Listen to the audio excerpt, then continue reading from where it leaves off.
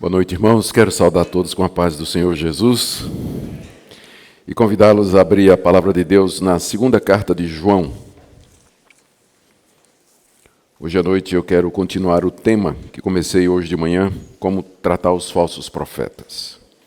Eu descobri que a água vem já no copinho aqui. Então, vocês dão licença. Hoje pela manhã eu estava muito rouco. Eu disse a vocês que eu ia até onde podia ir com a garganta rouca e falei 1h10. Então, eu estou ainda rouco, mas eu estou com medo de dizer isso para vocês não pensarem que eu vou falar 2 horas ou alguma coisa assim. Mas vamos até onde vai dar. Isso aqui foi feito por Franklin.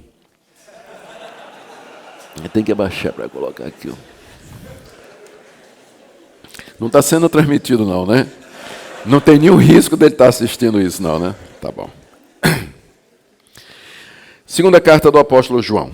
É o menor livro da Bíblia nas nossas traduções em português. Vamos ler do verso 1 até o verso 13, só tem um capítulo.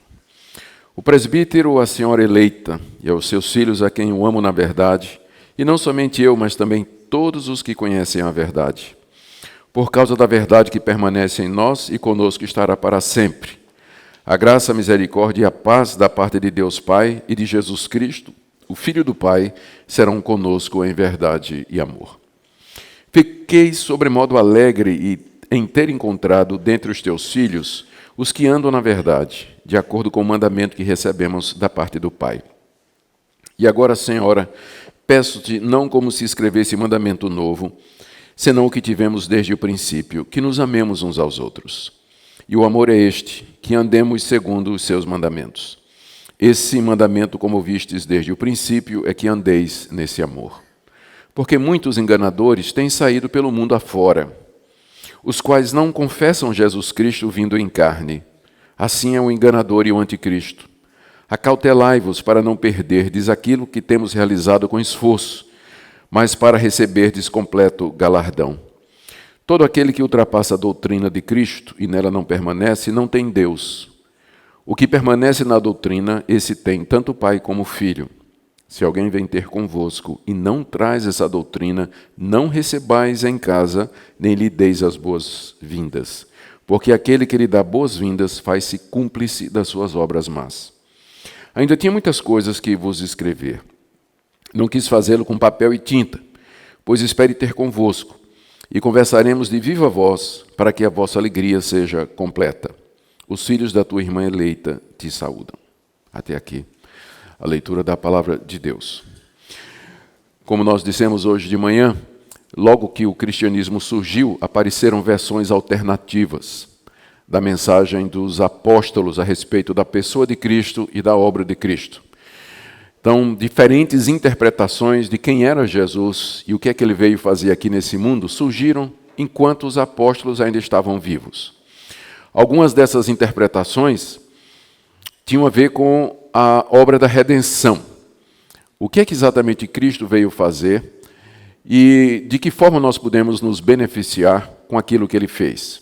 Então, essas interpretações com relação à salvação, nós chamamos de heresias na área da soteriologia, palavra que significa doutrina da salvação. As duas mais conhecidas foram o legalismo, que diziam que embora Cristo tenha morrido na cruz por nós, nós ainda teríamos que guardar as obras da lei para sermos salvos. E também uma interpretação que dizia que a morte de Jesus Cristo por nós, ela precisava ser completada com um conhecimento secreto, que era o gnosticismo, que é exatamente, está por detrás aqui dessa carta também.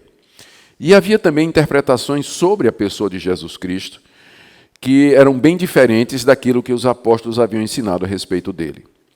E a mais forte é exatamente essa perspectiva gnóstica, que aparece já em meados do século I, se desenvolve mais plenamente no século II até o século V, e que tinha uma dificuldade com a encarnação de Jesus Cristo. O gnosticismo ele vivia, né, se hospedava na mentalidade de mundo do século I, que era muito influenciada pelo platonismo ou neoplatonismo, uma visão de mundo que tem origem nas ideias do filósofo Platão, que viveu muitos anos antes de Cristo. Nessa perspectiva, a matéria era má e o espírito é bom. Então, essa visão dualista de mundo tinha implicações sérias para o cristão. Se a matéria é má e o espírito é bom, como é que Deus, que é espírito, poderia encarnar, tornar-se um corpo que é material? Então, os gnósticos tinham dificuldade em acreditar na encarnação de Jesus Cristo e que Cristo fosse completamente humano. Outra dificuldade era com a ressurreição dos mortos. Por que Deus ressuscitaria corpos? Se os corpos fazem parte do andar de baixo da realidade, a matéria é intrinsecamente má ou inferior e Deus é espírito. Por que da ressurreição dos mortos? Trazia implicações para o casamento. Como é que eu posso ser santo e me dedicar a Deus se eu sou casado e tenho que ter relações sexuais que envolvem troca de corpos, não é? Então, daí surge aquela ideia errada durante a Idade Média, de que o celibato é muito mais espiritual do que o estado de casado. Então tem ideia nessa visão gnóstica de mundo. O que João está enfrentando aqui é diferente do que nós vimos hoje de manhã. A heresia de hoje de manhã era uma heresia soteriológica. Era uma conclusão errada da obra de Cristo. Já que nós somos salvos pela graça, mediante a fé em Jesus Cristo, significa que eu posso viver de qualquer maneira e no fim eu serei salvo de qualquer jeito. Judas chama esse pessoal de libertinos. A heresia que João está tratando aqui, ela é cristológica e que tem origem nesse pensamento gnóstico. Os gnósticos, como eu disse, eles tinham, embora seja até inapropriado falar de gnosticismo no século I, né, talvez melhor seja proto-gnosticismo, porque ele só desenvolve plenamente no século II, mas as sementes já estão no século I. Para esses gnósticos, vamos chamar assim, por falta de um termo melhor, eles tinham muita dificuldade em acreditar na plena humanidade de Cristo. E aí eles se bifurcavam em duas interpretações. Primeira, tinha a linha chamada de docetistas. Os docéticos, a palavra docético vem do grego dokel, que significa parecer. Eles diziam que Cristo não tinha um corpo real, ele tinha uma aparência de corpo.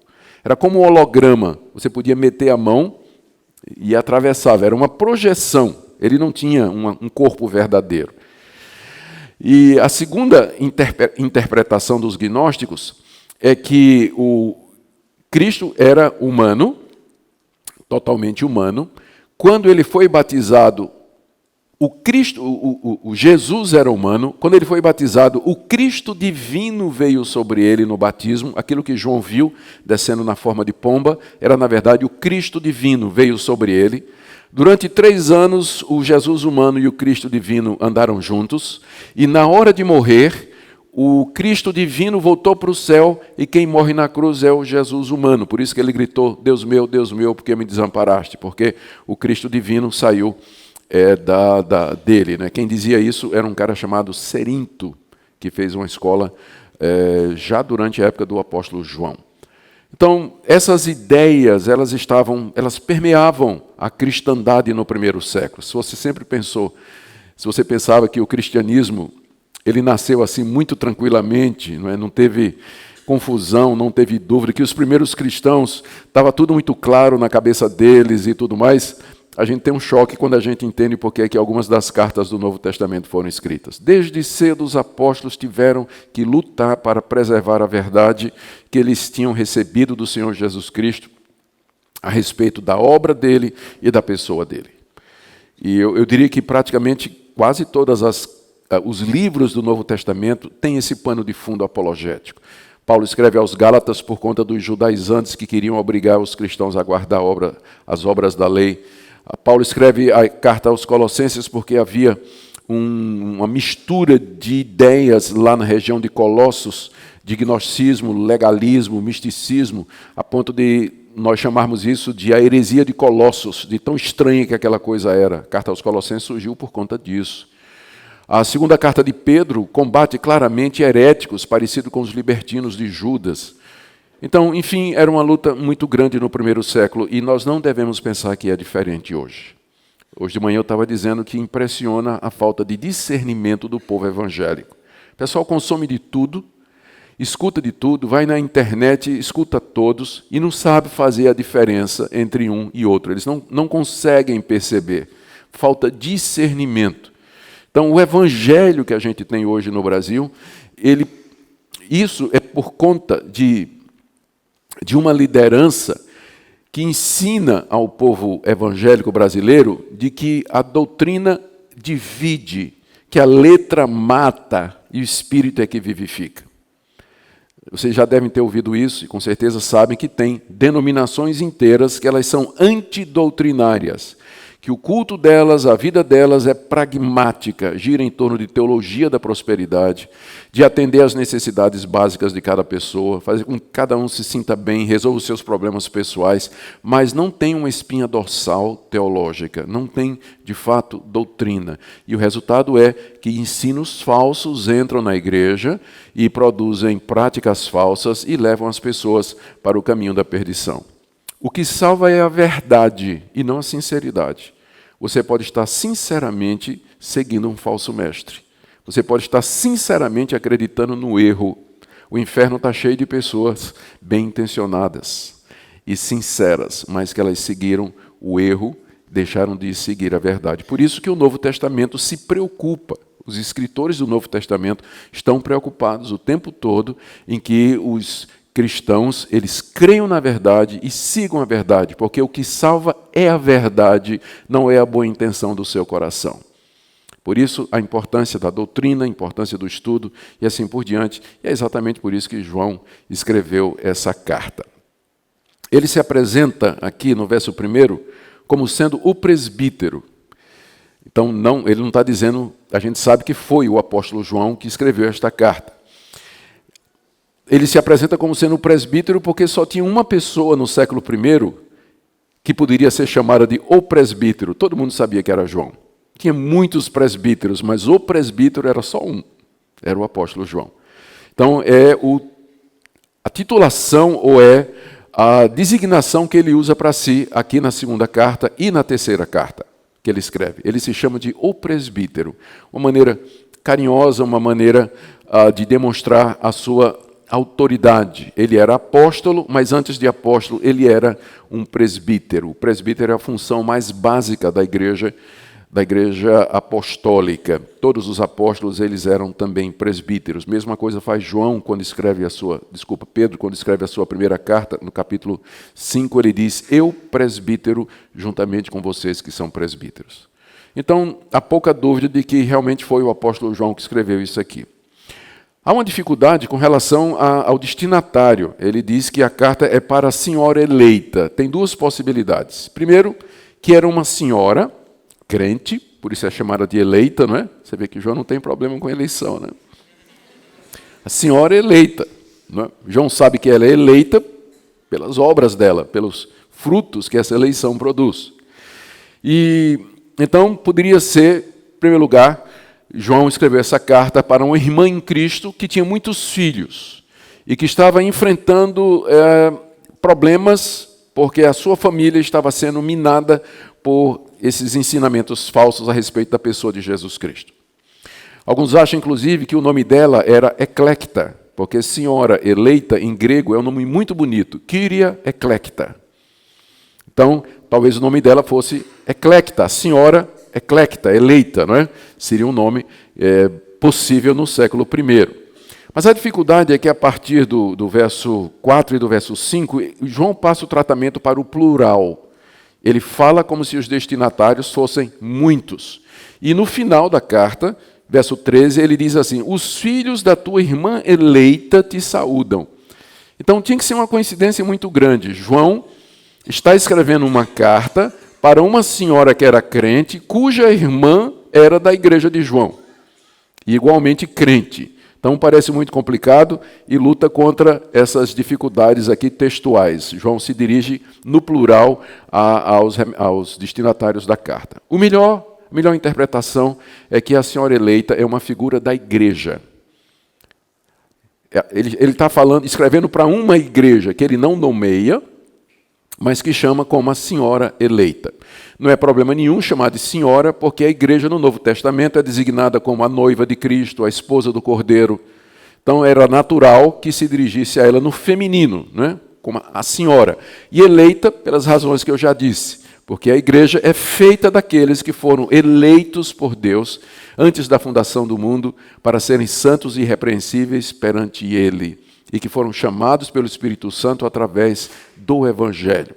E aí então faz sentido o verso 13, quando João diz, os filhos da tua irmã eleita te saúdam, ele simplesmente quer dizer, os membros da minha igreja estão mandando saudações para você. Então, a melhor interpretação é que a carta foi escrita para uma igreja que estava passando por dificuldades com relação a esse falso ensino que estava entrando ali. Em seguida, João, no verso 1 ainda, ele está aqui na parte introdutória, ele diz, presbítero, a senhora eleita e aos seus filhos, a quem eu amo na verdade, e não somente eu, mas também todos os que conhecem a verdade, por causa da verdade que permanece em nós e conosco está para sempre. 4 vezes, 3. 1, 2, 3. 3 vezes João fala da verdade e da importância da verdade. Primeiro, é a base do amor de João pela senhora eleita. João, a senhora eleita, a quem eu amo na verdade. Então, mais uma razão para pensarmos que ele está falando da igreja. O amor de João por essa igreja era baseado no fato de que ele e aquelas pessoas acreditavam na mesma coisa. A verdade do Evangelho serve de base para o amor. Onde não há uma base de verdade, quando eu me refiro à verdade, eu me refiro àquilo que Deus nos revelou em Cristo Jesus. A verdade a respeito de si mesmo, de Cristo, de nós e de que maneira nós podemos nos relacionar. O Evangelho, você pode trocar a palavra verdade aqui pelo Evangelho. O que nos une em amor é o fato de que nós cremos nas mesmas coisas. Há uma base, eu amo vocês na verdade. Ou seja, com base na mesma verdade em que nós cremos, com base nisso, o verdadeiro amor pode surgir. Daí nós não podemos ser a favor do movimento ecumênico, que é um movimento mundial muito antigo, que pretende unir todas as religiões, dizendo que o amor é mais importante do que a verdade, que nós devemos deixar nossas diferenças de lado e nos amar uns aos outros, independentemente daquilo que cremos. É impossível. Biblicamente é impossível, porque a base do amor é a verdade. Eu amo na verdade. Eu posso ter respeito por pessoas que divergem de mim com relação a quem é Jesus e o que ele fez na cruz, a própria existência de Deus, a trindade e tudo mais, mas eu jamais posso amá-los como irmãos, porque eles não creem na mesma verdade que eu creio. Então, a minha comunhão e a minha tribo, a minha turma, é aquela que professa a verdade. Eu costumo viajar no Brasil, fora do Brasil, para pregar em lugares diferentes pelo mundo afora, e quando eu encontro cristãos nesses lugares, cristãos que eu nunca vi, gente que eu nunca conheci, mas que creem a mesma coisa que eu creio, eu me sinto em casa. É uma fraternidade do tamanho do mundo. O cristianismo histórico une pessoas de diferentes raças, de diferentes etnias, de diferentes línguas em torno da mesma verdade. E em cima dessa verdade, o amor pode florescer. Então, eu amo vocês na verdade, e João diz, não somente eu, mas todos os que conhecem a verdade amam vocês também. Isso que eu falei. Não é? O que nos une é exatamente a verdade. Por causa da verdade que permanece em nós, e conosco estará para sempre. Por que nós nos amamos na verdade? Porque essa verdade ela está em nós e ela ficará conosco para sempre. Não há dúvida de que João está se referindo ao Evangelho, as boas novas de que Deus nos amou e enviou seu Filho Jesus Cristo, Filho de Deus, Filho de Adão, para vir aqui a esse mundo, para redimir-nos dos nossos pecados. Essa é a verdade fundamental em cima da qual nós podemos ter comunhão uns com os outros e construir um relacionamento de amor. E João, no verso 3, então, termina a introdução da carta fazendo uma oração ou um voto. Esse era o padrão das epístolas no Novo Testamento. A graça, a misericórdia e a paz da parte de Deus Pai e de Jesus Cristo, o Filho do Pai, serão conosco em verdade e amor. João deseja que, na verdade, ele diz, não é? Ele afirma que a graça desse Deus misericordioso, a sua misericórdia e a paz que provém dele, e não somente dele, mas do Filho dele, Jesus Cristo, é a única vez no Novo Testamento em que claramente é dito assim, que Jesus é chamado Filho do Pai. Ele sempre é chamado Filho de Deus. Aqui é a única vez no Novo Testamento em que ele é designado como o Filho do Pai, dando uma perspectiva para nós das sementes da doutrina da Trindade já semeadas e presentes nos escritos neotestamentários. Aqui duas pessoas, o Pai e o Filho, unidos nessa relação aqui do verso 3. Da parte de Deus o Pai e de Jesus Cristo, o Filho do Pai, graça, misericórdia e paz serão conosco em verdade e amor. Vocês percebem aqui mais uma vez. Graça, misericórdia e paz estarão conosco em verdade e em amor. Mais uma vez a verdade é colocada como sendo o caminho ou instrumento pelo qual o Deus triuno, o Pai e o Filho, haverão de derramar graça, misericórdia e paz. Isso com base na verdade. Por que João está enfatizando tanto a verdade aqui? Que nos escritos dele, como eu já disse, se refere à pessoa de Cristo e à obra de Jesus Cristo. Como o próprio Jesus Cristo disse no Evangelho de João, eu sou o caminho, a verdade e a vida. Por que essa ênfase na verdade nessa segunda carta? É porque o que estava em jogo lá na Senhora eleita, na igreja, era exatamente a verdade a respeito da pessoa de Jesus Cristo. João começa a carta já enfatizando a importância de nós crermos o que é verdadeiro a respeito de Cristo. Se fosse possível termos interpretações diferentes de Jesus, de quem ele era, e convivermos de boa com isso e nos considerarmos irmãos, não haveria necessidade dessa insistência dos autores apostólicos em que nós nos atenhamos àquilo que nos foi revelado a respeito de Jesus Cristo. A partir daí, então, ele entra na carta propriamente dita, aqui no verso 4, relatando a razão pela qual ele resolveu escrever. Ele diz aqui no verso 4 que ele teve um encontro com membros da igreja. A gente não sabe onde foi esse encontro. Talvez eles tenham se encontrado numa dessas viagens que João fez, ou talvez esses membros da igreja a qual João está escrevendo vieram lá para Éfeso, que era provavelmente onde João estava quando escreve essa carta. O fato é que João encontrou membros da Senhora eleita. E nesse encontro, João ficou impressionado com a firmeza daqueles irmãos. Verso 4, fiquei sobremodo alegre em ter encontrado dentre os teus filhos os que andam na verdade, de acordo com o mandamento que recebemos da parte do Pai. O Pai mandou que nós andássemos na verdade. Essa é a vontade de Deus, que está expressa no Antigo Testamento, está expressa no Novo Testamento, através dos profetas, dos salmos. Deus quer que nós andemos na verdade. João percebeu que aqueles cristãos com quem ele se encontrou, eles cumpriam esse requisito. Eles estavam na verdade, eles professavam a verdadeira fé em Cristo Jesus. E João ficou alegre, porque o verdadeiro pastor se alegra nisso, quando ele vê que os membros da sua igreja professam a verdade, andam na verdade, creem na verdade, testemunham a verdade. Todo verdadeiro pastor que sabe a importância do ensino bíblico, ele fica feliz quando a sua igreja é bem doutrinada. Imagina a felicidade do pastor, né, dessa igreja, quando os membros da igreja voltaram e disseram, olha, nós encontramos o apóstolo João, ele até mandou uma cartinha aqui, ó. Está aqui uma cartinha que a gente... Porque esse pessoal pode ter sido o portador dessa carta lá para a igreja, né? Olha, encontramos o apóstolo João, ele até mandou uma cartinha aqui, esse bilhetinho, né? Que é a menor carta da Bíblia, essa daqui. Ele mandou esse bilhetinho aqui e ele ficou feliz quando ele conversou com a gente e descobriu, pastor, que aquilo que o senhor nos ensinou é a mesma coisa que ele acredita. Ele disse que estava muito alegre em saber que de entre nós, membros daqui da igreja, há aqueles que ensinam a verdade. E aí a gente teve que contar para João que não era todo mundo na nossa igreja que estava professando a verdade. A gente teve de dizer para João que tem pessoas aqui no nosso meio que negam a encarnação de Jesus Cristo. E João ficou brabo.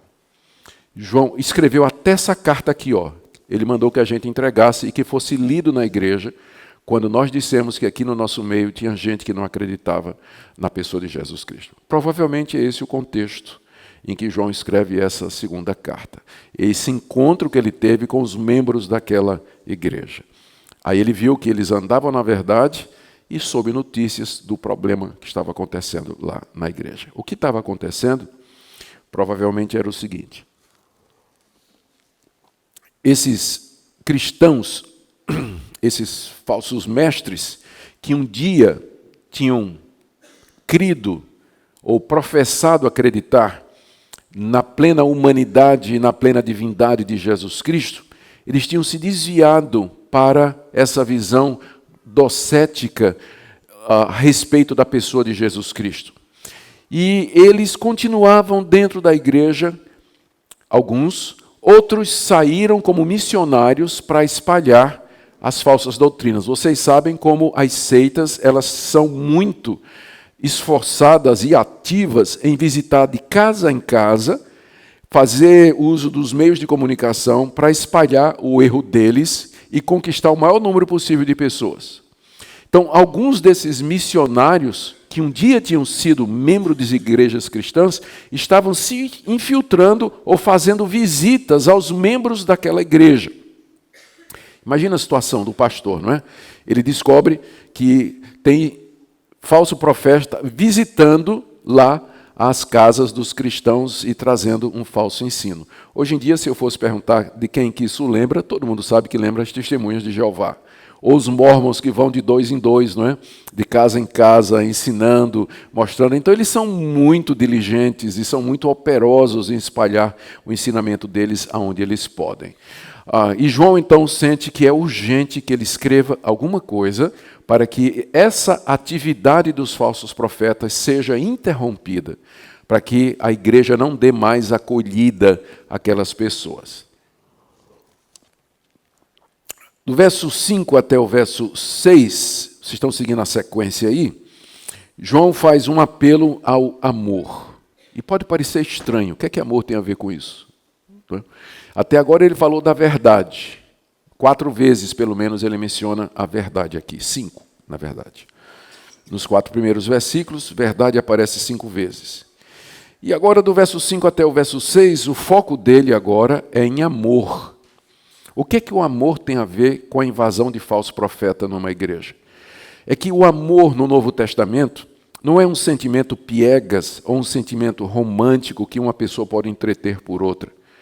Mas amor é uma decisão que você toma de abraçar aquilo que Deus mandou que você fizesse. Tanto é que ele vai definir aqui, verso 6, que o amor é esse, que andemos segundo os seus mandamentos.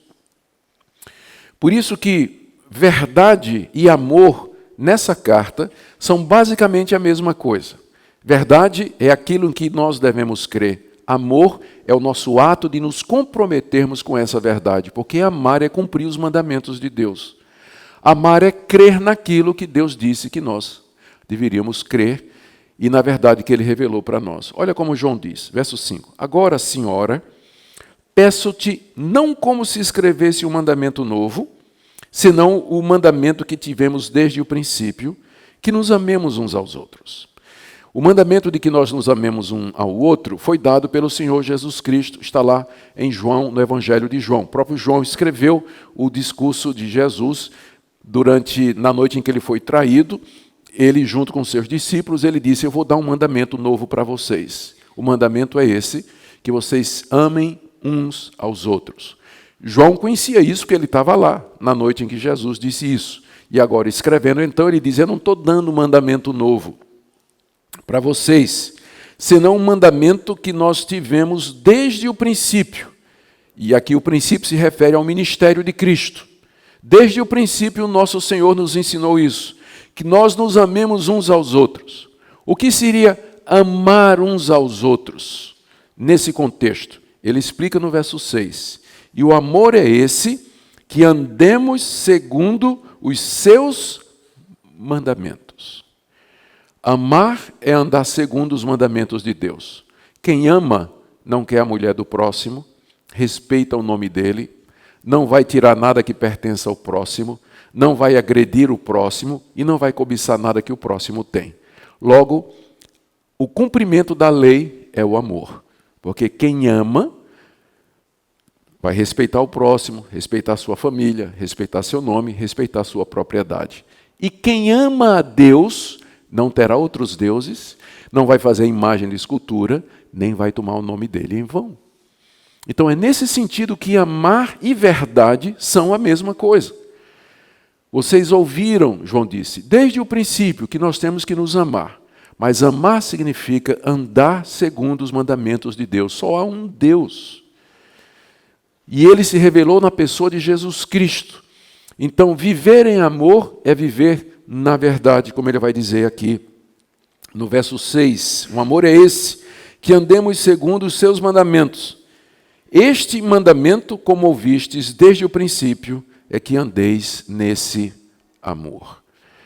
Amar os irmãos seria não somente respeitá-los em tudo aquilo que os 10 mandamentos diz, mas também em preservar a verdade entre nós. Zelar para que os nossos irmãos, primeiro nós mesmos, mas depois os nossos irmãos, não corram ou não incorram em erros que podem trazer prejuízos espirituais de natureza eterna. É isso que é amar. Por isso, amar às vezes pode significar, eu vou correr o risco, vou deixar aqui. Amar às vezes pode significar você corrigir o seu irmão, você repreender o seu irmão, você chamar seu irmão e dizer, que livro é esse que você está lendo, meu irmão? Ou que ideia é essa que você está tendo? Essa sua ideia está errada. Amar significa fazer isso, zelar pela verdade entre nós, entre outras coisas. Daí então a ênfase de João no amor. É interessante, não é, que João é conhecido como o apóstolo do amor, porque ninguém mais do que ele fala em amor, no evangelho que ele escreveu e nas 3 cartas que ele escreveu. Ninguém fala mais do que João em amor. Contudo, o amor de João é um tough love, né, como diziam os americanos. É um amor duro, né? É um amor que não é meloso, não é aquele amor piegas, mas é um amor sério, de compromisso, de sacrifício, de renúncia, de apego à verdade, que confronta, que corrige. Como, por exemplo, um pai que ama o seu filho e o disciplina e o corrige exatamente porque o ama. Exatamente porque o ama. Muito bem, agora vamos para o verso 7 a 11, onde João finalmente entra no assunto que o leva a escrever a carta. Você tem aqui no verso 7, primeiro, a descrição dos falsos mestres. Verso 7. Porque muitos enganadores têm saído pelo mundo afora, os quais não confessam Jesus Cristo vindo em carne, assim é o enganador e o anticristo. O porquê aqui introduz a razão pela qual João tinha dito, vocês têm que se amar uns aos outros. Por que nós temos que nos amar uns aos outros, João? Porque tem muito enganador aí fora, querendo enganar vocês com a falsa doutrina. Se vocês se amarem uns aos outros, se exortarem, se ensinarem, se edificarem mutuamente, então vocês estarão livres desse falso ensino. Amem-se, porque existe uma versão errada do cristianismo aí entrando no meio de vocês. Amem-se porque muitos enganadores têm saído pelo mundo afora. Essa frase está cheia, é muito rica. Primeiro, João diz, esse pessoal é enganador. Eles não têm boas intenções. Eles não são sinceros, porém errados. Eles têm como objetivo enganar vocês, levar vocês ao erro, desviar vocês da verdade que vocês aprenderam. Segunda coisa, eles têm saído, o que dá a ideia de que eles um dia foram membros das igrejas, mas que saíram dessa igreja por conta desse falso ensino. Terceiro, eles saíram pelo mundo afora, o que aponta para o zelo missionário deles. Eles eram muito ativos em sair pelo mundo afora, levando esse falso evangelho. E o que é que eles ensinavam? Verso 7. Eles não era o que eles diziam, é o que eles deixavam de dizer. Porque o erro não é só a afirmação, mas a ausência de algumas coisas. Uma vez, eu conheci um pastor, conheço ainda, que eu tenho certeza de que ele é liberal. Mas porque na igreja presbiteriana o liberalismo não é muito bem tolerado, não é? Então tem muitas regras contra o liberalismo, eu sei que ele passou grande parte do seu ministério sem nunca dizer exatamente o que ele queria. Mas eu conhecia gente que foi ovelha dele durante anos. E aí então eu perguntava, ele já pregou sobre inferno? Não, estou na igreja há 20 anos, nunca ouvi ele pregar sobre inferno, não. Ele pregou sobre as penas eternas e que Deus vai mandar gente para a condenação eterna. Agora que o senhor mencionou, ele nunca falou a respeito disso, não. Aí eu saí puxando. O problema não era o que ele dizia, porque o que ele afirmava estava correto. Ele falava de amor, falava de Deus, falava de Cristo e tudo, mas o problema é o que ele deixava de dizer. Que é o caso aqui desse pessoal. Qual era o erro deles? É que eles não confessavam Jesus Cristo vindo em carne. Em outras palavras, Jesus não era plenamente humano. O Cristo, Jesus Cristo, ele não veio em carne, quer dizer, ele não assumiu uma natureza humana verdadeira. A razão para essa afirmação era aquela dificuldade que havia no mundo da época de imaginar o espírito e a matéria unidos no mesmo ser. Porque matéria é má, espírito é bom. Então, se Jesus era de Deus, ele não podia ser humano. Logo, o corpo dele não era verdadeiro. Ele não veio em carne. Aquele corpo era um corpo espiritual. E a gente fica pensando, mas qual é o problema disso? Pensando bem, qual é a dificuldade disso? Afinal, ele era uma pessoa especial. Ele era o Filho de Deus. Por que a insistência do Novo Testamento de que ele tinha que ter um corpo verdadeiramente humano? A razão é que se Cristo não fosse tão humano como você e como eu, ele não podia ser o nosso representante. Para que a morte dele na cruz pudesse valer para mim e para você, ele precisava ter a mesma natureza que eu tenho. Você não pode... não teria como Deus transferir para mim os méritos da morte de Cristo se ele não tivesse sofrido como verdadeiro homem. Se foi a raça humana, se foi por um homem que o pecado entrou no mundo, Adão, teria que ser por outro homem que a salvação viesse também. Então daí a insistência dos autores do Novo Testamento na plena humanidade de Jesus Cristo. Ele era gente como vocês e como eu, sujeito às mesmas tentações, às mesmas fraquezas, à exceção, é claro, de que ele não tinha uma natureza pecaminosa como nós temos, mas a humanidade dele era verdadeira. João considera isso tão sério e tão importante que ele diz no final do verso 7, que quem nega a plena humanidade de Cristo, esse, na verdade, é o enganador e o anticristo. Os primeiros cristãos sabiam a quem João estava se referindo. O anticristo é uma figura que aparece já no Antigo Testamento, nas profecias de Daniel, que é chamado o abominável da desolação. Daniel falava de uma pessoa que haveria de se levantar no meio do povo de Deus, querendo ser Deus, enganando todo mundo e fazendo cessar o verdadeiro culto a Deus. Depois o Senhor Jesus pegou essa profecia de Daniel e repetiu no seu sermão escatológico, dizendo que a vinda dessa pessoa daria início ao período que é chamado de grande tribulação, ou de grande sofrimento sobre a terra. Está lá em está lá em Marcos capítulo 13. Quando vocês virem o abominável da desolação que falou o profeta Daniel, então fujam, porque será um tempo de grande sofrimento e grande tribulação.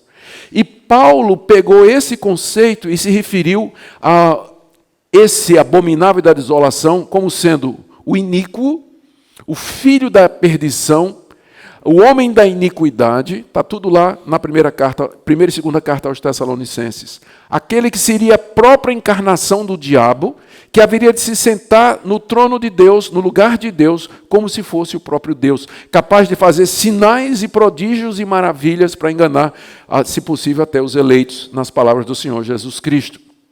Então, os cristãos, já no primeiro século, eles sabiam que haveria de vir o anticristo. A palavra anti, essa preposiçãozinha, ela tanto significa contra, como significa no lugar de. Então, anticristo tanto pode significar alguém que toma o lugar de Cristo ou alguém que é contra Cristo. E João diz que quem nega a verdadeira humanidade de Jesus, este é o enganador e o anticristo. É claro que ainda não é o anticristo, mas é que João acredita que toda manifestação, que todo erro teológico que afeta a pessoa de Cristo é uma manifestação do espírito do anticristo. Então, o anticristo ainda não chegou. Mas muitos anticristos já estão presentes no mundo, ensinando falsas doutrinas, ensinando heresias, ensinando conceitos que são contrários à pessoa do Senhor Jesus Cristo. Como é que nós devemos reagir, então, diante desses anticristos? Aqui é o ponto de João. Primeiro, no verso 7, ele identifica os falsos mestres e o erro. No verso 8, ele traz, então, uma cautela para a igreja. Acautelai-vos, para não perderdes aquilo que temos realizado com esforço, mas para receberdes completo galardão. Cuidado, diz João, se vocês seguirem o ensino desses homens a respeito da pessoa de Jesus Cristo, o meu trabalho como apóstolo terá sido em vão, porque eu tenho ensinado, João já estava velhinho quando escreveu isso aqui, eu tenho ensinado toda a minha vida, aquilo que eu recebi do próprio Senhor Jesus Cristo, de que Ele é o Filho de Deus, Ele é o Messias prometido, Ele é o filho de Abraão, Ele é o filho de Davi, Ele é aquele que os profetas anteciparam, Ele tomou a verdadeira natureza, nasceu da Virgem Maria, se tornou um de nós. Vocês creram nisso quando pela primeira vez o Evangelho foi pregado a vocês, mas se agora vocês seguem essa heresia, todo o meu trabalho e dos demais apóstolos foi em vão. Então, cuidado para que não percam aquilo que temos realizado com esforço, mas para que vocês recebam o completo galardão. Aqui, provavelmente, João está ecoando as palavras de Cristo. Aquele que perseverar até o fim, esse será salvo. Cuidado, diz João, o que está em risco é a vida eterna de vocês. Não é simplesmente uma disputa teológica se Jesus tinha um corpo ou não, porque às vezes a gente quer tirar por menos, né? É uma discussão teológica, é uma questão doutrinária, é um ponto ali de teologia que é meio confuso. João diz, cuidado, porque o que está em jogo é a vida eterna de vocês, é a alma de vocês que está em jogo. Para que vocês recebam um completo galardão, ou seja, para que vocês obtenham tudo aquilo que Deus prometeu, novo céu, nova terra, eternidade, imortalidade, perfeição na vinda do Senhor Jesus. Para que vocês recebam um completo galardão, vocês têm que ficar na doutrina apostólica. Vocês não podem se desviar daquilo que nós ensinamos a respeito de Jesus Cristo, que Ele é verdadeiro homem. Verdadeiro homem. Ele é gente como nós. Qual a importância disso? Já falei, se Cristo não tivesse um corpo verdadeiro, a morte dele na cruz não valia absolutamente nada para nós. Ele tinha que sofrer e sangrar por nós, derramar seu sangue, e somente um corpo humano real sangra e derrama sangue como propiciação pelos pecados, como estava ilustrado no Antigo Testamento nos sacrifícios de animais.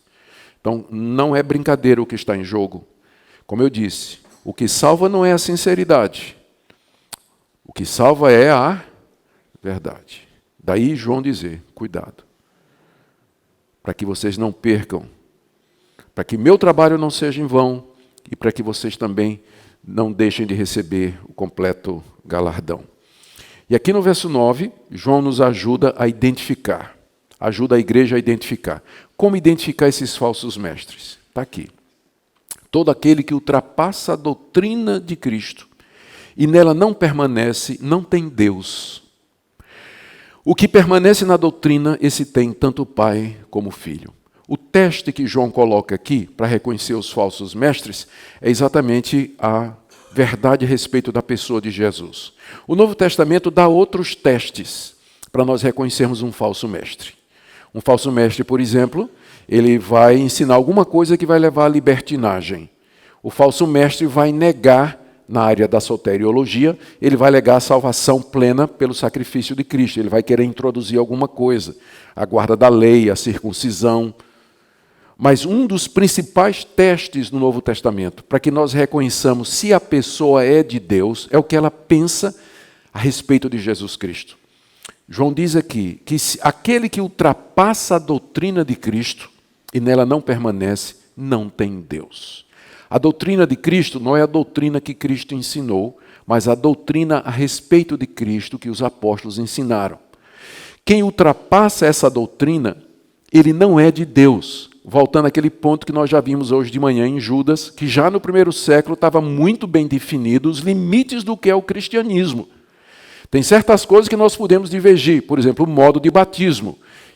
Eu sou presbiteriano, minha igreja acredita numa forma de batismo. Vocês, a maioria de vocês aqui, creio, é batista ou de outra tradição, que crê na outra forma de batismo. Mas essa diferença não nos separa como irmãos.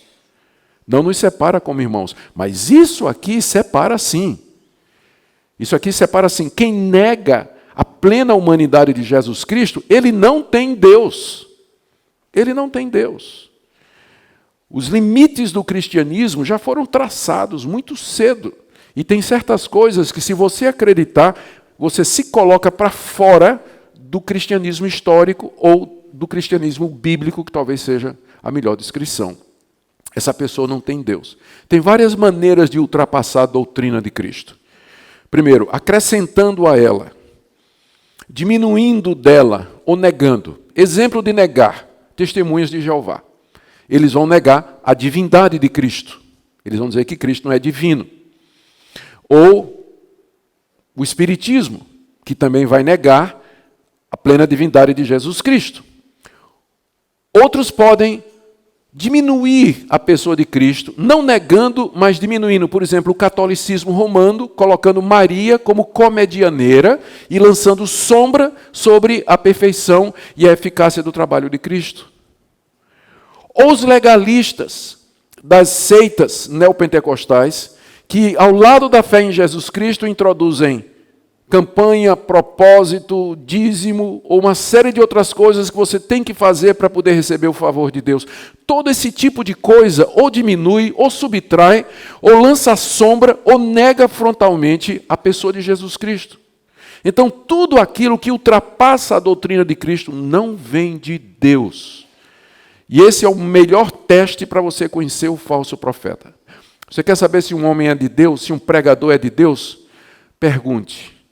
O que ele fala sobre Jesus? Qual é o lugar de Jesus Cristo na pregação dele? Qual é o lugar de Cristo? Que valor ele dá? Que importância ele dá no ministério dele a respeito de Jesus Cristo? Ele fala de Cristo, ele exalta a pessoa de Cristo, a sua divindade, a sua humanidade, a sua obra completa na cruz? Ou a pregação dele é uma pregação só legalista, moralista, que fala de prosperidade, ajuda, autoajuda, coaching? Qual é o lugar de Cristo no ministério daquela pessoa ou daquela igreja? Isso é um bom teste para você saber se a pessoa de fato vem de Deus ou não. Mutatis mutandi, não é? Final do verso 9, o que permanece, por outro lado, o que permanece na doutrina, esse tem tanto o Pai como o Filho. É assim que vocês podem conhecer o falso profeta, diz o apóstolo João. Consequentemente, agora João dá a orientação prática, que era o que ele queria fazer desde o começo. Agora chegou. Se alguém vem ter convosco e não traz essa doutrina a respeito de Cristo, de quem ele é, não recebais em casa, nem lhe deis as boas-vindas. João aqui não está dizendo para a gente ser mal educado com quem discorda de nós, com quem tem outra religião, com membros de seita. O que ele está dizendo é que você não pode dar lugar para eles. E tinha duas coisas no primeiro século que poderiam ocasionar isso. No primeiro século, a hospitalidade era uma coisa sagrada. Você receber alguém na sua casa significava validar aquela pessoa.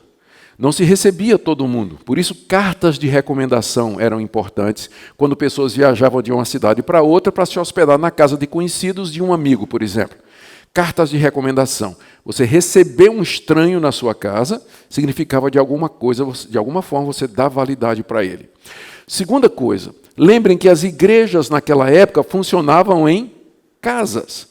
Então, o que João pode estar dizendo aqui é o seguinte: se vocês dão espaço para essas pessoas falarem nas casas, enquanto igrejas, né, enquanto vocês estão reunidos nas casas de vocês como igrejas, vocês não devem fazer isso.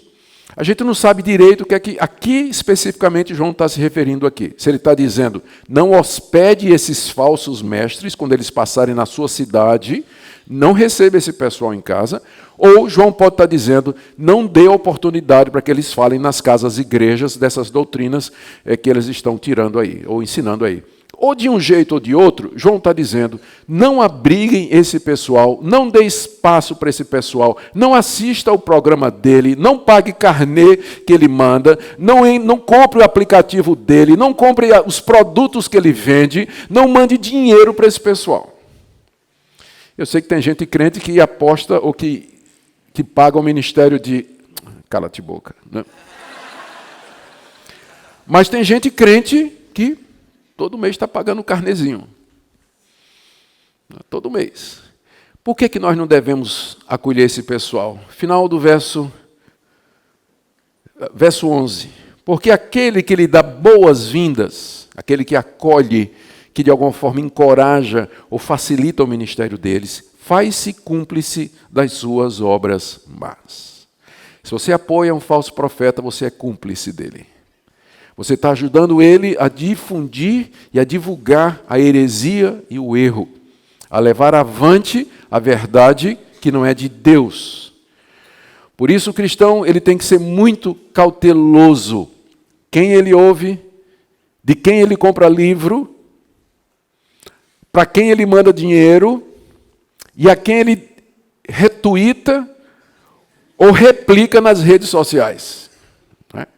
Eu já vi muito crente, gente que eu sei que é crente, encaminhando, né, memes de heréticos claramente conhecidos da igreja brasileira. Toda vez que você usa a rede social para você passar adiante, replicar, retuitar, compartilhar aquela pessoa, o ensino dela, a divulgação da igreja dela, qualquer outra coisa, você está sendo cúmplice disso aqui.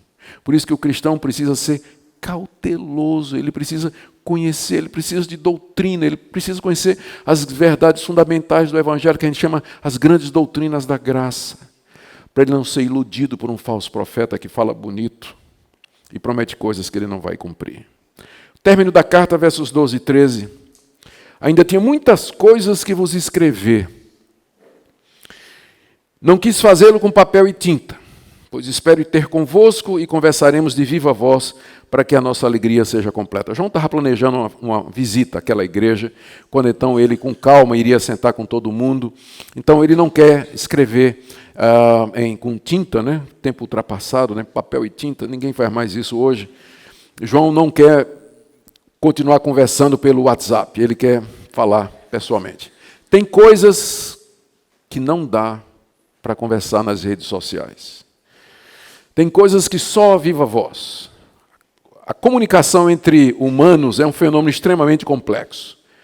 Envolve tom de voz, presença, cheiro, até o cheiro, tiques nervosos, né? Postura do corpo. Os meios de comunicação, por mais modernos que sejam, como FaceTime, por exemplo, eles não conseguem transmitir tudo que a comunicação, que se envolve na comunicação. Fica registro, dá problema, Dallagnol e Moro que digam. Então, dá dificuldade você conversar, porque fica o registro, né, de um monte de coisa assim. Então, tem coisa que é melhor você fazer olho no olho. Seu irmão pecou? Não vá lá no Facebook dizendo, conheço uma pessoa. Tem gente que faz isso, né? Dando indireta no Facebook. Teve até um gozador lá que colocou, eu não sou como os outros, eu não sou como certas pessoas que dão indireta no Facebook, né? Se o seu irmão pecou, errou, a Bíblia manda que você vá conversar com ele. Cara a cara, face a face. Não manda mensagem, não manda indireta, não manda WhatsApp. Senta com a pessoa, conversa, abraça, beija, troca ideias, pergunta se é verdade. Nada como uma boa conversa em torno de um cafezinho expresso e um pãozinho de queijo. Nada melhor. João está fazendo exatamente isso. Olha, eu ainda tenho muita coisa para dizer, mas eu não vou escrever, não. Quando eu chegar aí, a gente conversa. Então, cuidado com o uso que você tem das redes sociais. Finalmente, no verso 13, João nunca imaginou que eu poderia fazer uma aplicação dessa do que ele escreveu aqui, não é? Verso 13, os filhos da tua irmã eleita te saúdam. Os membros da minha igreja mandam saudações para vocês. O que é que essa carta nos ensina? Cartinha preciosa, é o menor livro do Novo Testamento. Em primeiro lugar, ela ensina de que nunca haverá um período na história da igreja em que nós estaremos livres de interpretações erradas do Evangelho. Sempre haverá falsos profetas e enganadores.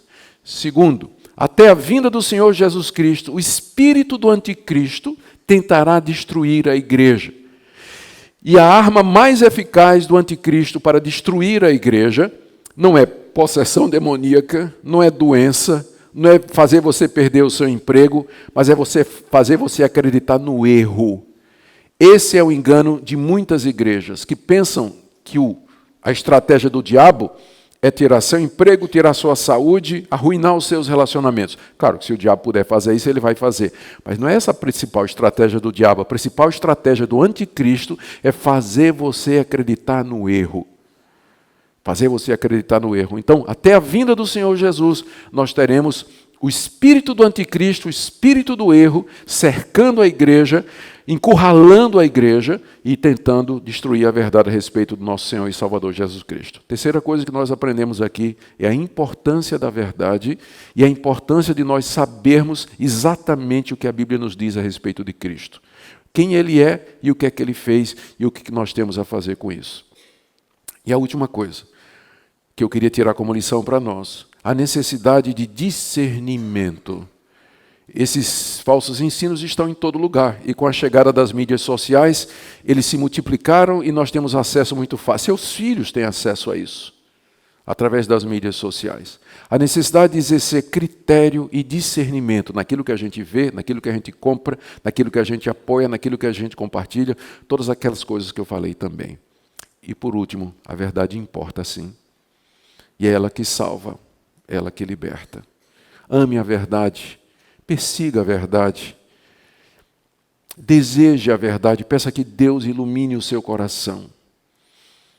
Estabeleça essa verdade através da fonte de verdade que Deus nos deu, que é o ensino dos profetas e dos apóstolos, conforme estão registrados infalivelmente na sua palavra. Amém? Que Deus faça de vocês uma igreja que ama a verdade, que luta pela verdade, e que seja uma bênção aqui nessa cidade e além dela também. Amém? Oremos. Obrigado, Senhor, pelo apóstolo João, pelo zelo dele em estabelecer a verdade a respeito do teu Filho. Nós te adoramos, Senhor Jesus, tu que estás assentado à direita de Deus Pai, verdadeiro homem que intercede por nós, verdadeiro Deus. Bendizemos o teu nome e nos curvamos diante de ti, no mistério da tua natureza, verdadeiro Deus e verdadeiro homem.